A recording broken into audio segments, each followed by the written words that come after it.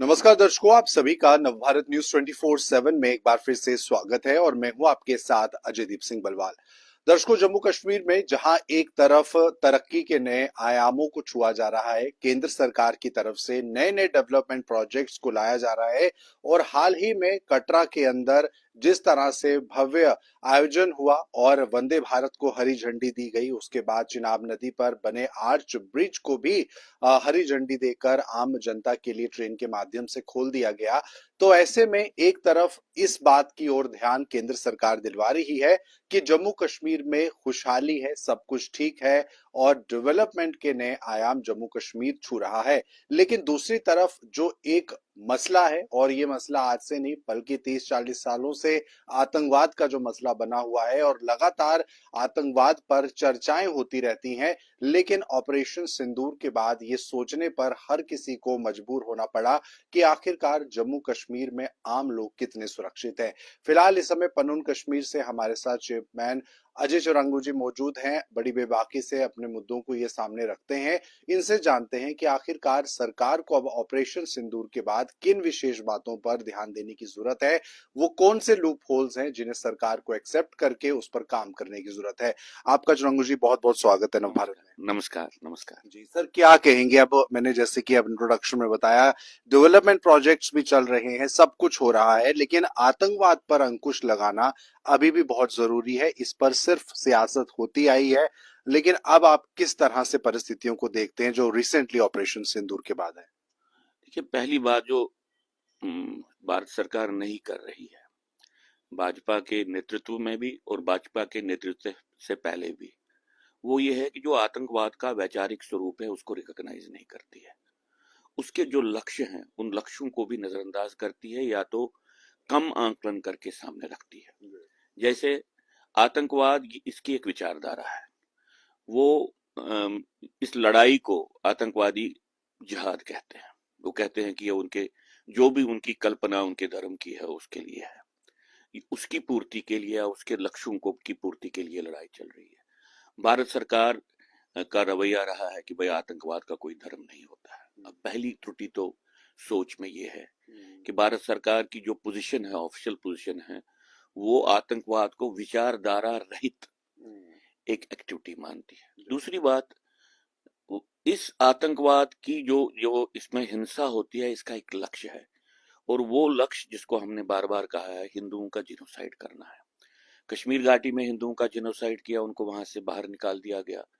और जो ये पहलगाम की घटना भी थी, ये उसी जिनोसाइडल वायलेंस का एक क्रम है। एक उससे पहले जब आपने देखा होगा कि हिंदुओं पे हमला हुआ डांगरी में, उससे पहले उसके बाद शिवखोड़ी में हमला हुआ, सब एक क्लियरली ये बात सामने आती है कि भाई लक्ष्य है हिंदू डेमोग्राफी को या तो डिस्ट्रॉय करना या तो डिसइंटीग्रेट करना। अच्छा, भारत सरकार इस बात को भी नहीं मान रही है। तीसरी बात जो है जिसको लेके हमको लगता है कि भारत सरकार अब बात कर रही है पिछले कुछ समय से, वो कह रही है कि भाई आतंकवाद के ओवरग्राउंड स्ट्रक्चर्स है यहाँ पे समाज में, जम्मू में भी कश्मीर में भी, और वो जो ओवरग्राउंड स्ट्रक्चर्स है, सपोर्ट स्ट्रक्चर्स है, उनको खत्म करना है। अब ये जो ओवरग्राउंड सपोर्ट स्ट्रक्चर्स है इनको खत्म करने के लिए बहुत अनिवार्य है वो ये है कि भाई भारत सरकार यहाँ पे जो जिस तरीके से राजनीतिक पार्टीज बिहेव करती हैं, जिस पॉलिटिकल सोच को लेके वो चलती हैं, और जिस तरीके से वो जिसको कहते हैं अंग्रेजी में मोडस ऑपरेंडी, जिस तरह से वो अपना राजनीतिक चलन चलाती हैं यहाँ पे, वो जो वो उन बातों का आंकलन करना चाहिए। क्योंकि ओवरग्राउंड सपोर्ट स्ट्रक्चर्स, इनका इनको जो जगह मिलती है वो पॉलिटिकल प्रोसेस के बीच में जगह मिलती है, उनको गवर्नेंस की प्रोसेस के बीच में जगह मिलती है, और उनको पॉलिटिकल पार्टीज की शाय पे जगह मिलती है। तो हमने ये कहने की का प्रयत्न किया है बार बार कि भाई ये आंकलन करना बहुत अनिवार्य है। और इसमें मैं उदाहरण के तौर पे आपको बोलता हूँ कि भाई ये जो प्रेजेंट सरकार है, इनके सामने एक बहुत से केसेस हैं। नेशनल पॉलिटिकल पार्टीज कैसे बिहेव करती हैं और रीजनल पॉलिटिकल पार्टीज कैसे बिहेव करती हैं। और हमने कल अपने प्रेस कॉन्फ्रेंस में ये भी कहा है कि भाई एज ए केस स्टडी पहले तो भारत सरकार एक कमीशन बनाए इसका आंकलन करने के लिए, पॉलिटिकल प्रोसेस के सामरिक जो उसके पहलू हैं, स्ट्रैटेजिक पहलू हैं, सिक्योरिटी पहलू हैं, उनको उनका आंकलन करना चाहिए। उसमें हमने सरकार से निवेदन किया है कि भाई आप जो रीजनल पॉलिटिकल पार्टी पीडीपी है, जिसकी मित्रता के संबंध जमात इस्लामी के साथ भी हैं, जिनके साथ आपका अलायंस भी रहा है, इसके रोल को लेके आंकलन किया जाए स्ट्रेटजिक और सिक्योरिटी पर्सपेक्टिव से। सारी पार्टियों के बारे में करना चाहिए। हमने शुरुआत में कहा, क्योंकि पीडीपी बीजेपी अलायंस बना और पीडीपी बीजेपी अलायंस बनने के बाद वो फेल हो गया। उसकी रूपरेखा क्या थी, उससे क्या फायदा हुआ, उससे ओवरग्राउंड सपोर्ट स्ट्रक्चर क्या पोषित हुए या खत्म हुए? आपको लगता है कि पीडीपी की मंशा पर सवाल उठते हैं, क्योंकि पीडीपी जिस तरीके से बात करती है या वो कहती है कि पाकिस्तान के साथ बात की जाए, बात पर काफी जोर पीडीपी देती है या नेशनल कॉन्फ्रेंस भी देती रही है, तो ऐसे में आपको लगता है कि पॉलिटिकल पार्टीज के आंतरिक जो विचारधारा है उसका मूल्यांकन होना चाहिए? हाँ, मूल्यांकन होना चाहिए कि भाई जो पॉलिटिकल पार्टीज मान्यता प्राप्त हैं, क्या वो सही मानों में वो संविधान के भीतर एक राजनीतिक एक्टिविटी करती हैं, या सिर्फ संविधान सतही तौर पे सिर्फ नॉमिनली संविधान की बात करते हैं, लेकिन अंदर से एक अलगाववादी राजनीति को चला रहे हैं। ये पॉलिटिकल पार्टीज को लेके भी बात करनी चाहिए, और जो यहाँ पे विभिन्न पॉलिटिकल पार्टीज में पॉलिटिकल लीडर्स काम कर रहे हैं, उनके इंडिविजुअल रोल को लेके भी ऐसा होना चाहिए। देखिए, बात इतनी ही नहीं है। अगर आप एजेंडा ऑफ अलायंस, इसके आधार पे बीजेपी और पीडीपी का अलायंस हुआ, अगर आप उसको पढ़ेंगे, उसमें पहली बात जो थी, जो मानी गई थी कि यहाँ पे लोकल जो पॉलिटिकल पार्टी है, रूलिंग पार्टी है, उसके प्लेनिपोटेंशियरी पावर्स है, मतलब वो अधिकार हैं जो भारत सरकार के अधिकार है। तो जैसे मान लीजिए यहाँ का चीफ मिनिस्टर कहेगा कि मैं पाकिस्तान के साथ बातचीत करूंगा, ये अधिकार उसका नहीं है। यहाँ का चीफ मिनिस्टर, यहाँ का political leader foreign policy affairs के बारे में बातें करेगा और उसको इन्फ्लुएंस करने की कोशिश करेगा, वो अधिकार में उनके नहीं आता है। तो पीडीपी के लेवल पे उनका पहले क्या वो सेकुलर ऑर्गेनाइजेशन है, क्या सही मानों में उनकी सेकुलर सेंसिटिविटीज है? इन बातों को तो जांच करनी चाहिए। उनकी मित्रता का कारण क्या है जमात इस्लामी के साथ, जो एक बैंड पार्टी इस वक्त भारत सरकार ने जिस पे बैन लगाई है। तो मैं ये कहना चाहता हूं कि भाई जो सबवर्सिव स्पेस, विघटनकारी एक जगह अंदर पैदा होती है, अगर पॉलिटिकल लीडर्स, राजनीतिक लीडर्स या पॉलिटिकल पार्टीज एक, जिसको आप कहें दिखावे के लिए देशभक्ति की बात करें, लेकिन अंदर से एक अलगाववादी राजनीति को चलाए। लेकिन आपको लगता है कि बीजेपी को इस चीज के बारे में जानकारी है कि पूर्ण बहुमत से बीजेपी कश्मीर में कभी आ नहीं सकती, क्योंकि कश्मीर की जो जनता है, कश्मीर के जो लोग हैं, वो अभी भी इन रीजनल पॉलिटिकल पार्टीज जिसमें पीडीपी है, नेशनल कॉन्फ्रेंस है, इन पर अपना जो एक विश्वास है वो रखते हैं, और यही कारण है कि नेशनल कॉन्फ्रेंस इतनी भारी मतों से जीती है कश्मीर के अंदर भी। देखिए, अब ये बात है, इसमें तो एक निर्णय करना है, राजनीतिक निर्णय करना है। अगर मान लीजिए कोई राजनीतिक पार्टी वैचारिक स्तर पे अलगाववादी है, तो क्या उसको पहले राजनीतिक प्रक्रिया का हिस्सा बनाने देना चाहिए? मान लीजिए 1 मिनट के लिए, अगर हमने डिमांड की है कि कमीशन बनाया जाए, जो कमीशन इस दृष्टिकोण से पॉलिटिकल पार्टीज के बिहेवियर का एनालिसिस करे और देखे इससे किस तरह से एक स्पेस बनती है इंटरनल सबवर्जन के लिए। ये जो मैं सवाल इस पर तो बीजेपी पे भी खड़े हुए जब इंजीनियर रशीद को टिकट दी गई और वो जीते भी।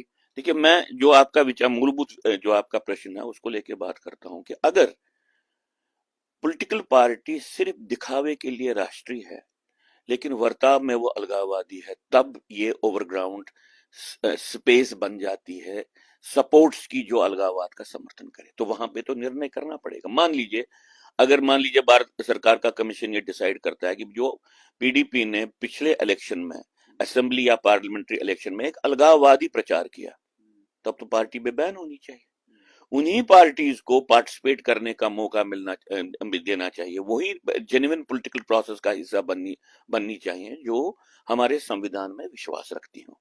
तो कम से कम ये आंकलन तो हो जाएगा। अब देख लीजिए, अगर आपने एक साइड से अलगाववादी पार्टी को मान्यता दे दी कि ये राष्ट्रवादी पार्टी है, तो विघटन तो यही से शुरू होता है। आप किस तरह से सपोर्ट स्ट्रक्चर्स को खत्म करोगे? आप किस तरह से ओवरग्राउंड जो बेस है, ओवरग्राउंड जो प्रोत्साहन मिल रहा है अलगाववाद को, उसको खत्म करोगे? कुछ निर्णय तो उन्होंने लेने हैं।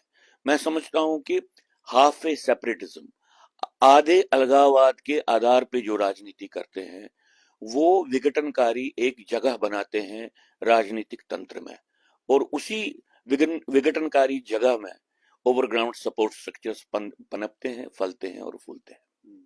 तो सर आगे आप किस तरीके से देखते हैं, क्योंकि अब वीडीजीज जो है विलेज डिफेंस गार्ड है उनको ट्रेन किया जा रहा है, उनको मॉडर्न टेक्निक के वेपन से ट्रेन किया जा रहा है। अभी हाल ही में ये खबर सामने आई है, जो अंतर्राष्ट्रीय बॉर्डर गांव लगते हैं उन इलाकों में रह रहे युवाओं को प्रेरित किया जा रहा है आतंकवाद पर अंकुश लगाने के लिए। तो ऐसे में इस स्टेप को आप कैसे देखते हैं और क्या लगता है आपको कितना कारगर ये रहेगा? क्योंकि वीडीजीज पहले भी थे 90 के दशक में भी, जब मिलिटेंसी पीक पे थी, लेकिन उसके बाद वीडीजीज का जो अस्तित्व है वो बहुत कम होने लगा। अब एक बार फिर से वीडीजीज को बढ़ावा देने की बात हो रही है बॉर्डर इलाकों में, चाहे वो कश्मीर के हो या जम्मू के हो। आप कैसे देखते हैं?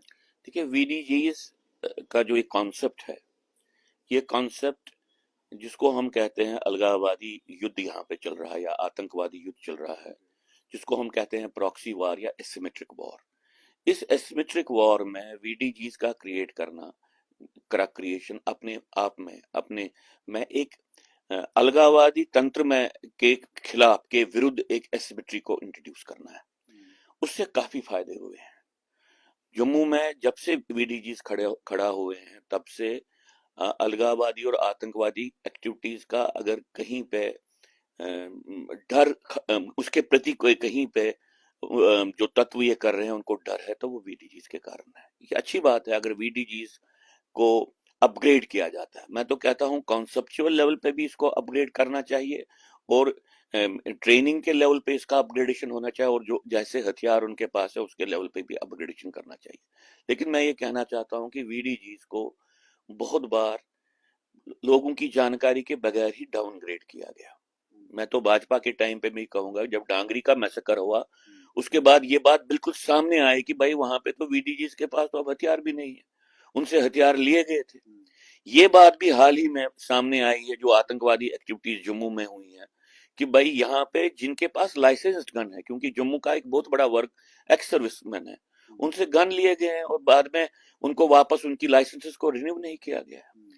तो कॉन्सेप्चुअल लेवल पे, विचार के लेवल पे जब भारत सरकार इस बात को समझे कि भाई हमको एक ऐसे युद्ध का मुकाबला है जो भीतर से हमारे समाज की कोख में छुप के बैठता है और बाद में हमला करना है, इसके लिए हमको समाज के भीतर ही एक तंत्र का निर्माण करना है जो कम से कम सचेत रहे, कम से कम जब जब तक पुलिस को मालूम पड़े, जब तक सिक्योरिटी फोर्सेस को मालूम पड़े, वो लोकली इसका रिएक्शन कर पाए। एक आखिरी सवाल है सर आपसे। अभी कल का दिन काफी चर्चाओं में रहा जम्मू कश्मीर के पूर्व मुख्यमंत्री डॉक्टर फारूक अब्दुल्ला को लेकर, जब वो कश्मीर से कटरा पहुंचते हैं वंदे भारत में और माता के दर्शनों के लिए जाते हैं।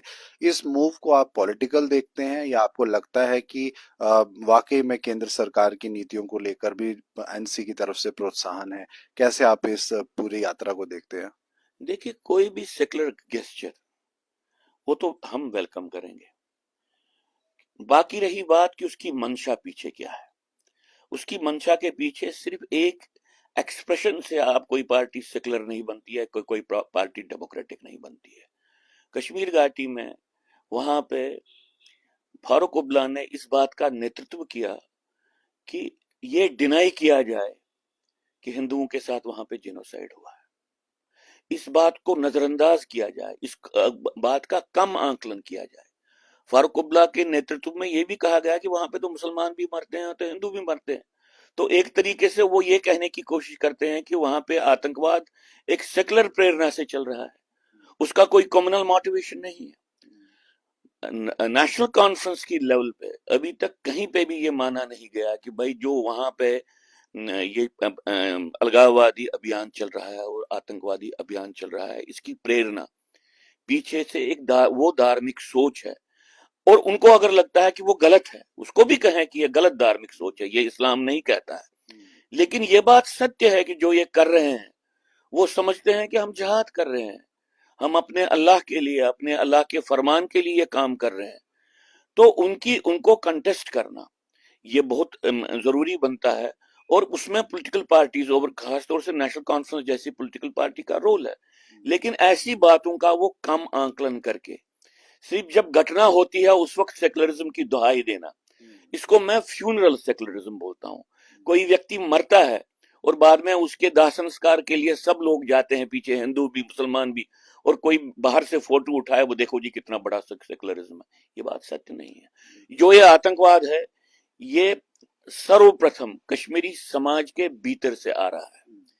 इस बात को रिकॉग्नाइज फारूक अब्दुल्ला को करना चाहिए। बाकी रहे वो माता वैष्णो देवी की यात्रा पे आए या वो खीर भवानी जाएंगे, इसका तो हम स्वागत करेंगे, किसी भी सेक्युलर गेस्चर का स्वागत करें, लेकिन सेकुलरिज्म को एक जिसको आप कहते हैं राजनीतिक दोगलेपन का एक हथियार नहीं बनाना चाहिए।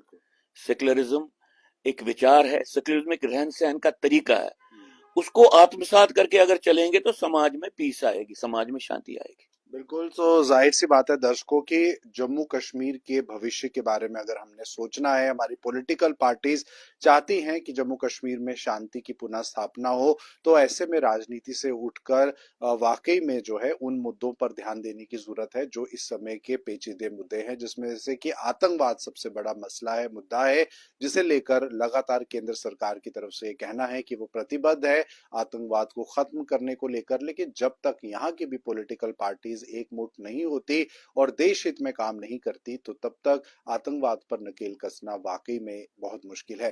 फिलहाल ये थी खास बातचीत। आप इंटरव्यू को लेकर अपनी राय जरूर कमेंट बॉक्स में साझा कीजिए। मुझे दीजिए इजाजत। नमस्कार।